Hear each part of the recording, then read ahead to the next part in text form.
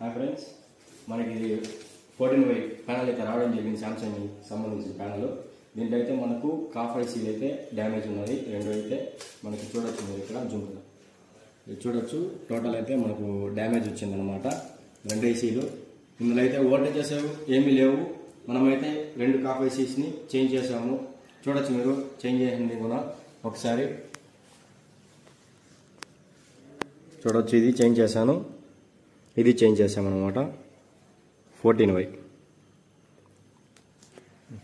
ఇప్పుడైతే మనం దీన్ని టీవీలో ఫిక్స్ చేసిన తర్వాత ఆఫ్టర్ పిక్చర్ ఎలా వస్తుంది, మనకి ఇంకా ఏమైనా ప్రాబ్లం వస్తుందో అనేసి ఫిక్స్ చేసిన తర్వాత చూద్దాం.